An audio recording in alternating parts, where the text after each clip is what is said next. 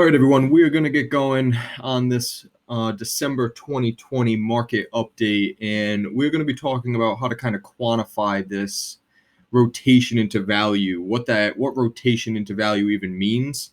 But then I want to show you kind of how to calculate it, how to quantify it in terms of your investments, your portfolios, your accounts, right?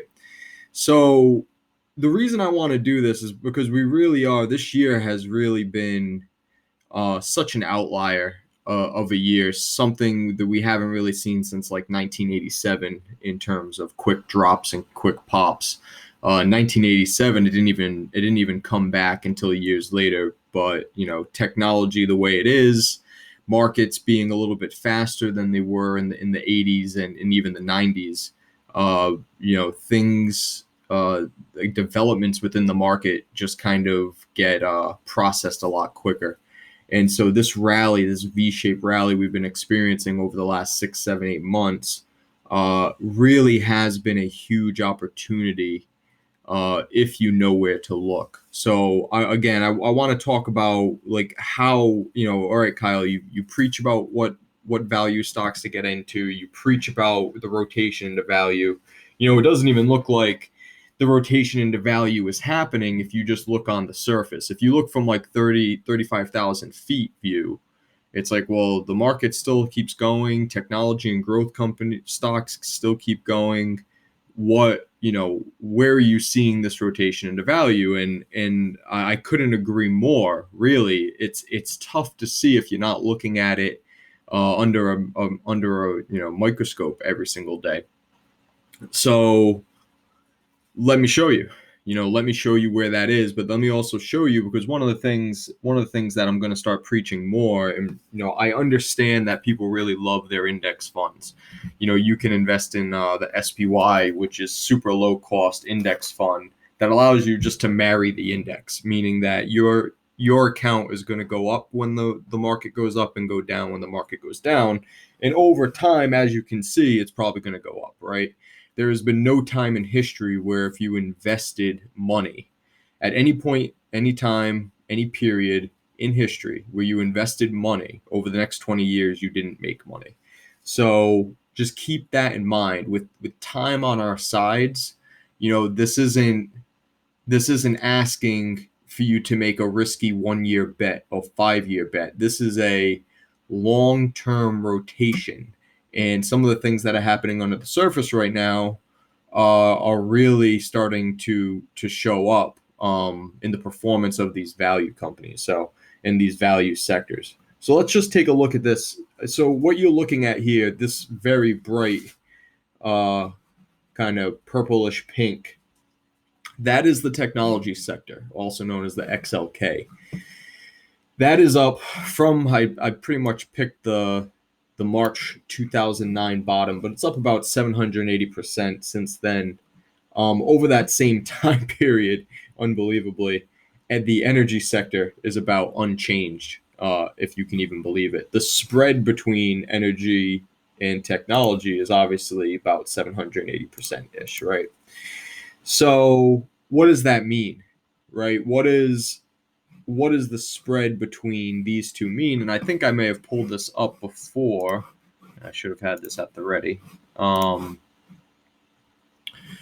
what you're seeing here is this is what happens when retail investors, when institutions, and everybody starts getting tunnel vision. And tunnel vision is pretty natural, happens all the time. But what you can see here is everybody's investing in tech and healthcare. Nobody's investing in energy and financials. This creates a massive spread. When there's a mean reversion, which you can see happens over time, when there is a mean reversion, doesn't mean the mean reversion is going to happen this quarter, next year. It could, but it's definitely going to be happening within the next, say, 2 to 3 years, if not sooner. When it does happen, that is the potential. That is the opportunity we have in front of us when this starts shooting back up. And I'm not going to get into, why traditional fossil fuel energy, carbon energy is going to be fine. I have to have this conversation all the time with clients and calm them down. They think oil is going to go away. They think gas is going to go away. Listen, the world keeps growing, which means the demand for energy keeps growing. Unfortunately, the pace of which renewable energies can satisfy that greater energy need on a month to month, quarter to quarter, year to year basis, it's just unable to catch up. So not only would it have to catch up to just the natural, increased demand in energy, but it would also have to catch up to the increased demand in energy and replace old legacy fossil fuel energy, right? So it's like, believe me when I say this, oil and gas are here to stay for a very long time. And the companies within the oil and gas energy industries, they will be purchasing renewable energy companies before they ever go out of business. So, with that said, enough said when it comes to investing in traditional energy. So, traditional energy has sucked for the last 10 years, right? Going on 11. While technology has absolutely led this market higher. What's really interesting too, when we talk about index funds, right? If you were to just to buy the SPY, which is a ETF that tracks the S&P 500, all you're doing is you're tracking the market, right? So, like I just said, goes up, your account goes up, goes down, your account goes down. What you need to see, what's really under the surface, is the difference between what you made in in the index, right, in the S&P 500 versus what you could have made if you put it 100% in technology. Now, look, none of us are digging into our portfolios on a quarterly or yearly basis even. Nobody is going to do the work to figure out which is the better investment over what time period. There is enough time to make adjustments, though. I think a lot of people try to make it seem like it is impossible to beat the index. You don't think of it like beating the index. Think of it more like what you're trying to accomplish is you're trying to figure out where, when, and why is the best investment for, say, the big institutions. And it's not that hard to figure out, right? It's over time. I use these, which are free. You could find them online. The Global Fund Manager surveys from Bank of America. And it just shows you where money is going, right? Where the global multi-billion-dollar institutions are putting their money. In August, they started putting a ton of their money in emerging markets, in Eurozone, in materials, in small caps over large caps, in value over growth. That started happening in August. It happened to a greater extent in September. It continued happening just a little bit, kind of put the brakes on in October, and then November, right back at it. More small than large, more value than growth. And so this is like free stuff. I'm not privy. I do have access to things like, a retail investor may not if they don't pay, but this is free stuff. You can find all this on the internet somewhere, right? So you could see where they're moving that money. And like, if you looked at 2015, 2016, 2017, you could see that they were piling into tech. And so you could have taken that sometime around here, 2017, 2018, and just rode that higher, right? Like, you could have said, okay, that's where the big money's going. I'm following the big money. If you were to do that, you would have outpaced the S&P by about 77, 78%. That's a huge number. That is a massive number. Now, look, this is a little bit like a runaway train. You already know my feelings about technology being a little bit overvalued, a little bit of a bubble, a little bit of a blow off top here. But listen, one of the toughest thing to do in the industry is to call a bottom or call a top. You ain't doing it, right? Like, I thought it was overvalued when we got here, and then when we got here, and then it chopped around and continued higher. So just it's impossible to pick this top, but we've talked in prior videos about the risk of entering here. Think about it. Do you want to buy a car when it's overpriced or when it's underpriced? And it seems like when it comes to investing, you want to buy things that are already going up, but when they go up like this, it's a bad sign. It's too much risk to be taking to be in these stocks. When we talk about the XLK, what we're really talking about, and this is the holdings of the XLK. I could pull them all up, but you really only need the top 10. Top 10 weighting is 67%, meaning these 10 companies move the index. Okay, so when the XLK moves, it's because of these top 10. The other 30 something percent, 32%, are probably, another, I don't know, 100 companies or something, or whatever. So these 10 companies, Apple, Microsoft, Visa, PayPal, Adobe, NVIDIA, MasterCard. So you get the point, right? So these are the companies that move the XLK. When it comes to the NASDAQ or even the Qs, it's Apple, Microsoft, Amazon, Tesla, Facebook. Apple, Microsoft, Amazon, Tesla, Facebook, Google, NVIDIA, PayPal. So what you're seeing here is what the index represents. It represents these companies. And what we're seeing now more than ever is that these $5 trillion companies, these $6 trillion companies they are the index, right? So if you're an index investor, if you just buy the SPY, you need to understand that the SPY, for the most part, are about these 5 to 10 companies, okay? If you're in the NASDAQ or the Qs, the Qs are really the top 10 companies. So, you're not necessarily as diversified as you think you are. If I were to show you the VV, which is the Vanguard Large Cap Index, it's like 500 large cap stocks. That's diversification. Maybe it's over diversification, but that's diversification.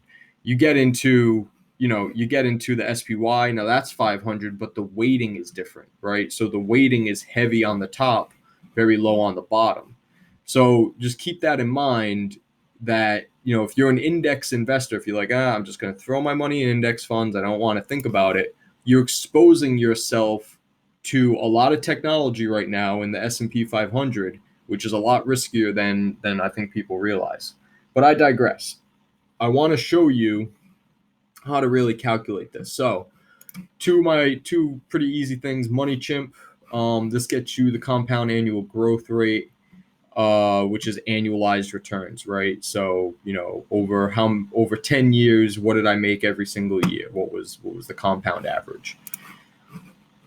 If you want to calculate just annualized, so this is what we're going to do here. So since the bottom in 2009, the S&P 500, we'll call it up 400%, right? So 400%.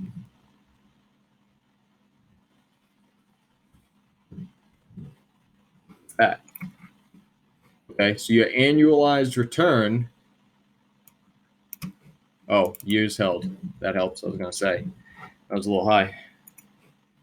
The annualized return over the last 10 years is 14.87%, right? Let me check my notes here. I wanted to make sure I showed you a couple other things.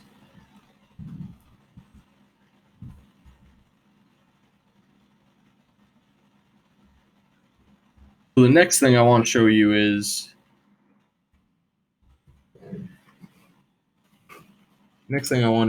this. So from 1987, I'm sorry, 1987, that's when I was born. 1871, sorry, to 2019, that's the latest it will do. The annualized return is your annualized compound average growth rate is 9.19%. So what does that mean? That means that over the last 10 years, right, we are outpacing the average over the history of the market by about 5 points, which is huge. So pretty big, right? What is even more interesting is that if you were just in the XLK over the last 10 years, that's about a 780.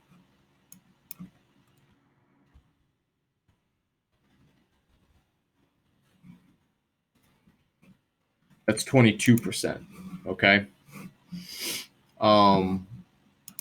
So understand it from that perspective that's a whole different ballgame as far as how much money you have and how much money you could have, right? You know, a 20%, 20 something percent, if you're in the, I can't do it in the XLK here, but being up 20 something percent a year, 22% a year annualized is huge, massive, massive.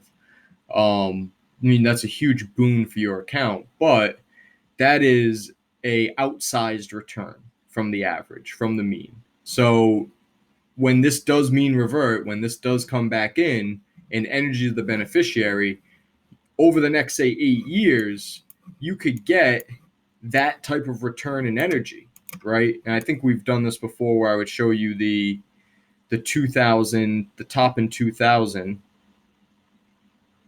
which is right there in technology, all the way to 2008. Make sure I get the spot right. There it is.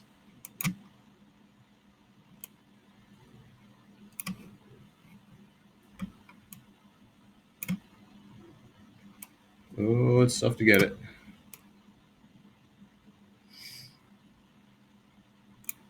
Right.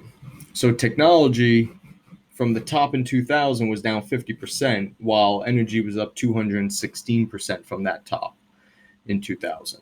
And that's in the market. So the market's down 2%, energy's up 216%, and tech is down 50%. So that, think about that over the next, say, 8 years. Do you want to be down 20, 30, 40, 50% in technology? A lot of people don't think it could happen, which all the signs are there. You know, DoorDash, Airbnb, hundreds of billions of dollar valuations on the IPOs, companies that don't make any money. Airbnb could if they wanted to. DoorDash would have a harder time than Airbnb, but just makes no sense right now. So all the signs are there, just like the dot-com bubble when everything was IPOing, everything was putting a .com at the end of the name. All the semiconductor upgrade cycles were going on. So just understand that, like, your opportunity, even though it probably doesn't feel too good to buy some legacy energy, some materials, some industrials, or some financials right now, the odds are that you're going to get some kind of, reset in technology. It's not going to be pretty. But I'll play devil's advocate with myself. Like I said, it's tough to call tops. We could see another 20, 30% higher in technology before it finally gets clipped. But believe me when I say this, it's going to get clipped. So let's take a quick look at energy here, just on its own. Just go VDE.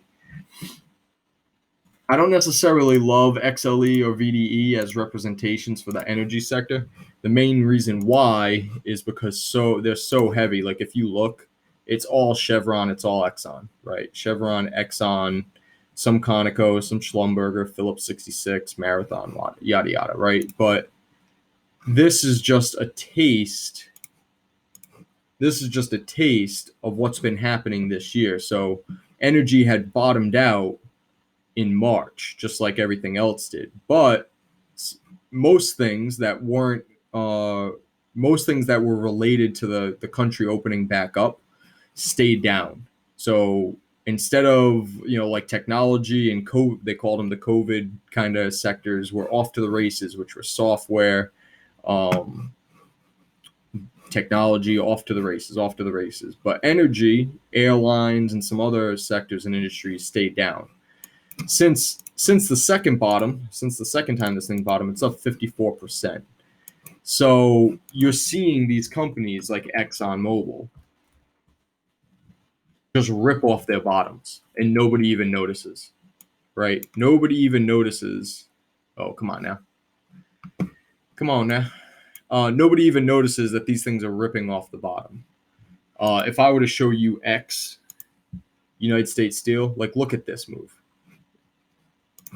So since September, this thing is up 160, 170%. Tupperware. I think I've showed this to you 100 times. I'll show it to you again. Since April, Tupperware, almost up 24 times your money. Look at like Freeport McMoran. Nobody even knows what the hell this is. This thing, I'll just take this from September too, just like the other one I just did. This thing's up 67%. This thing's up even obviously way more since March, right? 372. But these are your legacy value companies. These are the companies up 217%. And look, they pay dividends, right? So these are the types of companies you want to be involved in right now. And even though, like, here's the thing, yeah, okay, Kyle, they're up 300 and something percent. I must have missed the boat. You haven't even gotten close. We're not even within the ballpark of these things starting yet. I really like. You have to understand from like an investment perspective, the people who bought up here and the people who bought up here, they've been washed already. They're gone. There is nothing but buyers left at this point.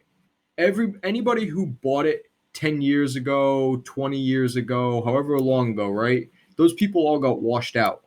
They couldn't take it anymore, right? Like if you didn't sell at these tops, you were just getting painfully beaten down year after year, after month, year after year. And finally, you're getting like, oh, the price has finally stabilized a little bit.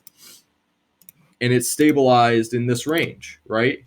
So it has to spend time knocking out the rest. Like these are all the people that are stuck with negative returns, and they have to figure out when to get out. So every time this gets up, knock back down, up, knock back down, and finally they get some stabilization. And recently, Cleveland Cliffs here has just started to break out of this kind of range.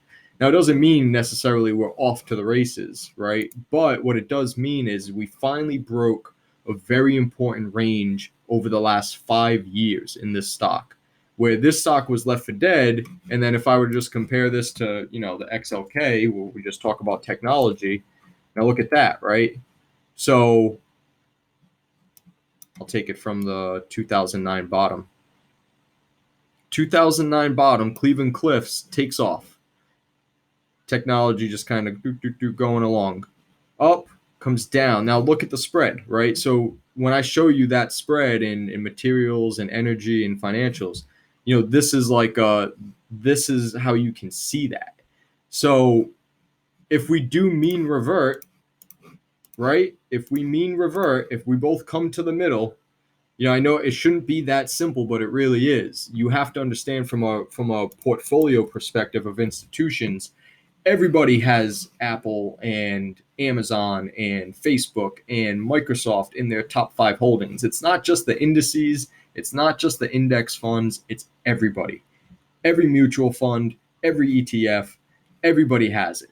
Anybody that should have it has it, and then has it overweight. When they start dumping that and taking their profits, and those profits have to find a home, where are they going to go? They're going to go to undervalued companies that have great balance sheets and that are an absolute steal at their prices. And so you're going to end up seeing that. So that's the potential. That's the opportunity you have right now. And how do you take advantage of that? You could do it simply. You don't have to get into stocks. So the 4 value sectors that you should really know is energy, industrials, materials, and financials. Those are your 4 energy sectors. So if you were to comprise your portfolio of, say, maybe 5%, 5 to 10% energy, 5 to 10% industrials, 5 to 10 materials, 5 to 10 financials, and then fill in the rest, right? A lot of times I say, look, if you don't want to think about this right now, if you don't want to pick a stock, right, in these sectors, what you could do is you just buy the SPY, right? You buy the SPY, and then what you do, let's say you do 50% of your portfolio in the SPY. These are for all the younger ones in this thread here. 50% of your portfolio in the SPY, the rest in value. Now, what that's going to do, that's going to tilt you value, right? That's going to tilt you to where the ball's going to go, to where the puck's going to go, right? So that's where you want to be. So then you hold that for the next 5 to 10 years, and then you reevaluate 5 years from now. You say, okay, is this still what's going? Is this still, where we're going right now? Is value going to continue to outpace technology? And listen, it's tough to even think that way, right? Like you go on CNBC, you go on Bloomberg, you can't get away from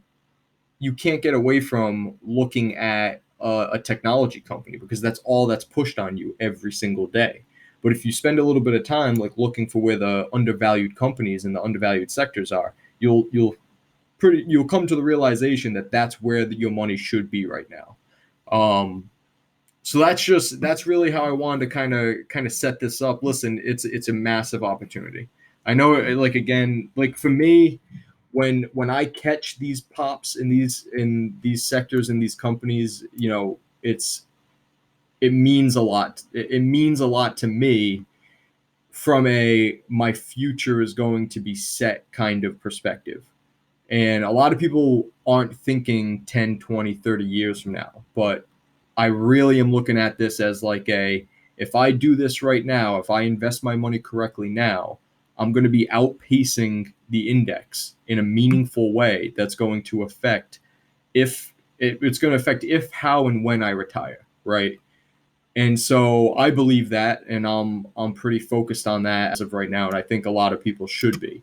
I think that's where people should really have their focus. Like, okay, if I only have to adjust my portfolio once every 5 years, at this moment in time, this is where I should adjust my portfolio.